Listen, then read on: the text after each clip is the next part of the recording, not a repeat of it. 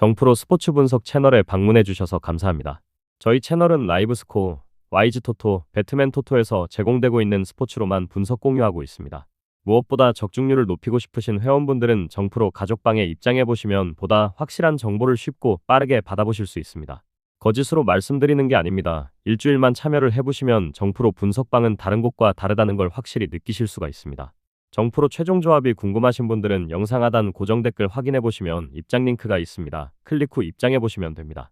분석가 흉내는 내는 가짜들이 유튜브에서 판을 치고 있습니다. 이상한 곳에 입장하셔서 고통받지 마시고 안전하고 확실한 곳에서 정보 받아보시길 바랍니다. 이어서 경기 분석을 시작하겠습니다. 첫 번째 경기, KCC 대 서울 삼성. 부산 KCC는 리그 상위권 전력을 꾸준히 유지하고 있으며 최근 홈 연승 흐름 속에서 공격 효율이 더욱 안정된 양상을 보이고 있다. 허웅과 허운이 이끄는 더블 가드는 빠른 템포의 전환 공격을 중심으로 득점 리듬을 이끌고 있으며 에르난데스와 숀롱의 인사이드 조합이 리바운드와 세컨드 찬스를 안정적으로 책임지는 구조다. 여기에 아시아 쿼터 윌리엄 나바로가 최근 들어 연속 경기에서 두 자릿수 득점과 함께 평균 17.7점, 7리바운드 4.3어시스트를 기록하며 공격의 또 다른 축으로 자리 잡았다. 하지만 팀은 최준용의 무릎 연골 손상으로 인한 이탈로 포워드진 로테이션이 얇아졌고 송교창과 장재석 역시 시즌 중 장기 결장 이력이 있어 빅맨 로테이션의 운영폭이 크지 않다. 에르난데스와 롱에 대한 의존도가 높아질수록 수비 부담이 커지는 경향이 있으나 허웅과 허웅의 볼 운반과 나바로의 멀티 포지션 운영이 이를 어느 정도 상쇄하며 경기 템포를 유지하고 있다. KCC는 최근 10경기에서 8승 2패를 올리며 필드골 성공률 54%, 세점 성공률 38%로 리그 상위권 효율을 보였다. 특히 홈 경기에서는 평균 88점 이상을 올리며 공격에서 확실한 우위를 보이고 있으며 공격 리바운드와 세컨드 득점 비율이 높아 단순 슛 정확도 이상으로 생산성이 높다. 이러한 안정된 구조 속에서 KCC는 포워드진의 공백에도 불구하고 스몰 라인업에서의 속도와 외곽 화력으로 상대 수비를 흔드는 경향이 뚜렷하다. 서울 삼성은 외국인 선수 니콜슨과 칸터를 중심으로 인사이드 싸움을 이어가고 있지만 최근 경기들에서 리바운드 집중력과 수비 로테이션 완성도 면에서 다소 불안한 모습을 보였다. 김한솔, 이규태의 국내 빅맨 라인이 높이를 유지하고 있음에도 세컨드 찬스 허용률이 높아 공격보다는 수비 효율 저하가 문제로 지적된다. 백코트의 경우 이관희가 경험을 앞세워 공격을 주도하고 있으나 이대성이 무릎 십자인대 재파열로 시즌 아웃된 이후 경기 후반부 운영에서 어려움을 겪고 있다. 최성모 또한 발목 부상으로 전력에서 이탈하며 현재는 조준희, 박승재, 한호빈 등 경험이 적은 젊은 가드들이 많은 출전 시간을 소화하고 있다. 이 여파로 삼성이 최근 연장전까지 가는 경기에서 턴오버가 잦고 경기 후반 클러치 상황에서 볼 흐름이 정체되는 패턴이 반복되고 있다. 최근 10경기에서 3승 7패로 부진한 가운데 경기당 평균 77점, 4득점, 77점, 7실점 수준으로 공격과 수비 모두 뚜렷한 강점을 드러내지 못하는 흐름이다. 세점 성공률은 양호하지만 리바운드와 턴오버에서 우위를 점하지 못하며 긴 일정 속에서 체력 손실이 누적되고 있다. 특히 직전 정관장전에서 연장 패배를 당하며 체력과 멘탈 모두 부담이 커진 가운데 박스아웃과 수비 전환 상황에서의 집중력 저하가 반복되고 있어 단기간 내게서는 쉽지 않아 보인다. 종합하면 KCC는 홈 연승 기세와 탄탄한 가드라인, 나바로의 다재다능한 활약을 중심으로 빠른 공격 전개에서 삼성 수비를 흔들 가능성이 높다. 반면 삼성은 백코트 기동력과 보름반 압박에 대한 대응이 약하며 체력적 소모로 인해 인사이드 수비와 리바운드 경쟁력에서도 밀리는 구도가 예상된다. 따라서 경기 초반부터 KCC의 높은 템포와 외곽 성공률이 삼성 수비를 흔들며 리드를 확보할 가능성이 크며 양팀 모두 공격 패턴이 활발하게 전개되는 만큼 득점의 흐름도 빠른 속도로 이어질 전망이다. 허웅과 허운의 전환 패스, 나바로의 외곽과 돌파 병행, 롱 에르난데스의 인사이드 마무리가 균형을 이루는 구조라면 삼성의 세점 화력에도 불구하고 전체적으로 높은 득점 흐름이 꾸준히 유지될 것이다. 결과적으로 오버 양상 속 부산 KCC의 6점 차 이상 승리를 예상한다. 추천 배팅 오버. 두 번째 경기, 우리은행 대 삼성생명. 아산 우리은행 최근 들어 수비 집중력을 바탕으로 경기 흐름을 안정시키고 있으나 공격 전개에서는 여전히 완벽히 리듬을 찾지 못한 모습이 이어지고 있다. 김단비와 오승인이 주도하는 하프코트 세트 플레이는 효율적이지만 백코트 로테이션의 폭이 좁아 경기 후반으로 갈수록 피로 누적에 따른 실책이 간헐적으로 발생한다. 특히 정채원이 부상으로 결장 중인 상황은 팀 내에서 작지 않은 공백으로 작용하고 있다. 그는 시즌 평균 6.5득점 3.1어시스트로 식스맨 역할에 충실했던 선수로 그 부재는 벤치 득점력 하락과 직결된다. 한엄지의 출전 여부 또한 불투명한 만큼 외곽 수비 로테이션이 한층 부담스러워질 가능성이 높다. 위성우 감독은 이러한 인력 한계를 고려해 경기 속도를 의도적으로 늦추며 상대의 리바운드 전환 시 빠른 수비 복귀를 철저히 강조하고 있다. 실제로 최근 5경기에서 평균 55점대의 득점이 그치고 있음에도 실점은 58점 이하로 억제하며 수비 중심 운영의 정체성을 유지하는 모습이다. 아산 이순신 체육관에서의 홈경기 특성상 느린 페이스의 흐름이 이어지고 경기 후반에는 체력 분배와 롱포로의 선택이 승부의 분기점이 될 가능성이 높다. 한편 용인 삼성생명 블루밍스는 시즌 중반 이후 공격 효율성의 변동폭이 상대적으로 크다. 이해란이 골밑에서 중심을 잡고 있지만 배혜윤의 컨디션이 완전치 않아 내외곽 밸런스가 흔들리고 있다. 배혜윤은 시즌 평균 12.8득점, 6.5리바운드, 2.4어시스트를 기록하며 팀의 코어 역할을 수행해왔으나 아킬레스건 부상 여파로 출전 시간이 제한되면서 세컨드 찬스 득점 비중이 크게 줄었다. 이주연의 부상 이탈로 인한 백코트 구성 역시 불안정하다.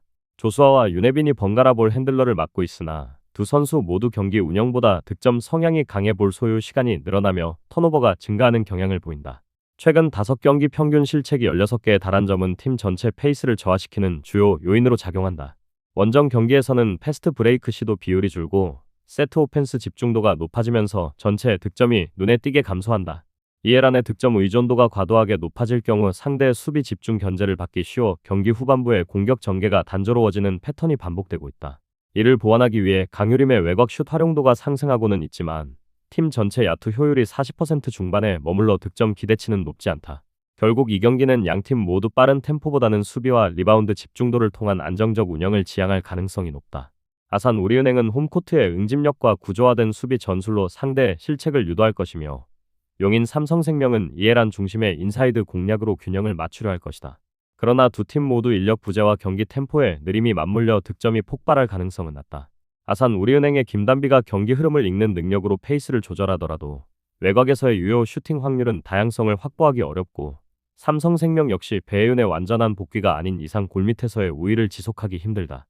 최근 리그 평균 득점 대비 두 팀의 총점 분포가 낮게 형성되고 있는 점을 고려하면 긴 수비전 중심의 흐름이 이어질 전망이다. 종합적으로 느린 경기 전개와 부상에 따른 전력 제약이 겹치며 득점보다 수비의 효율이 승부를 좌우할 것으로 보인다. 언더 양상 속 아산 우리은행의 5점 차 이내 승리를 예상한다. 추천 배팅 우리은행 승, 언더. 다음 경기 분석에 앞서 여러분들에게 조금이나마 도움이 되고 빠르게 정보를 받아보실 수 있는 곳을 마련해 두었습니다. 저의 영상의 하단 댓글을 확인해 보시면 카카오톡 링크가 있습니다. 클릭 후 손쉽게 입장이 가능합니다. 누구나 참여 가능하고 100% 무료로 운영하고 있습니다. 돈을 주고 유료 정보를 이용하시는 것보다 저희 멤버방에서 유료 정보와 똑같은 분석 정보를 받아보실 수 있습니다. 저희 멤버방에서 제공되는 정보들과 스포츠를 좋아하고 즐길 수 있는 멤버방으로 참여하시길 바랍니다. 함께 떠들고 즐겁게 배팅 라이프를 즐기셨으면 좋겠습니다. 무조건 당첨은 장담해드릴 수 없지만 당첨될 확률을 극대화하실 수 있습니다. 세 번째 경기, 현대캐피탈 대 우리카드. 현대캐피탈은 최근 홈에서의 조직력이 안정되며 꾸준한 상승세를 이어가고 있다. 세터 황승빈이 어깨 부상에서 복귀했지만 아직 완전한 경기 감각을 되찾지 못한 모습이다. 복귀 직후 경기에서는 공격수와의 타이밍이 다소 어긋나는 장면이 있었고 세트 초반 경기 조율이 흔들리는 구간이 눈에 띄었다.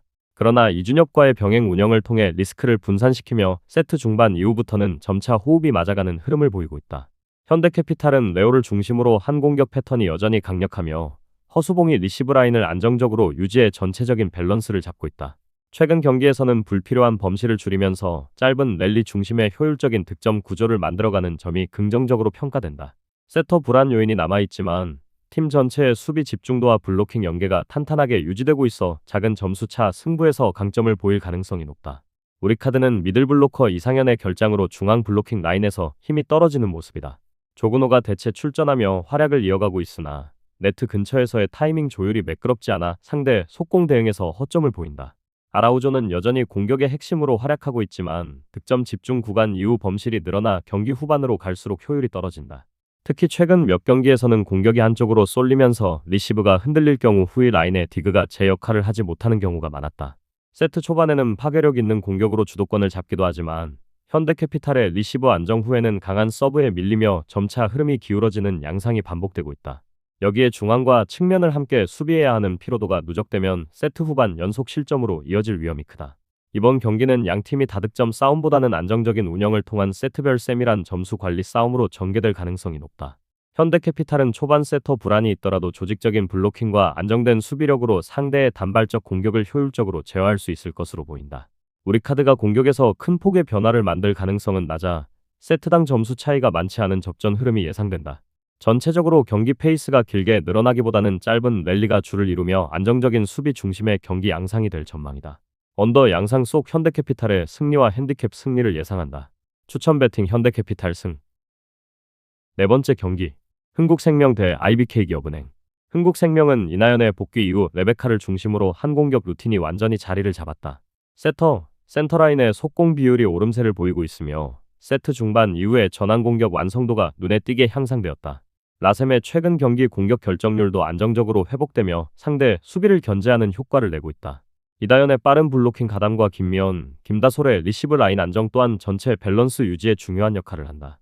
경기 전체 흐름은 템포 조절을 통해 리듬을 만드는 흥국생명의 전형적인 운영 방식으로 회귀하고 있으며 최근 3연승 구간에서 보여준 수비에서 공격으로의 전환 속도는 시즌 초반 대비 명확히 빨라졌다.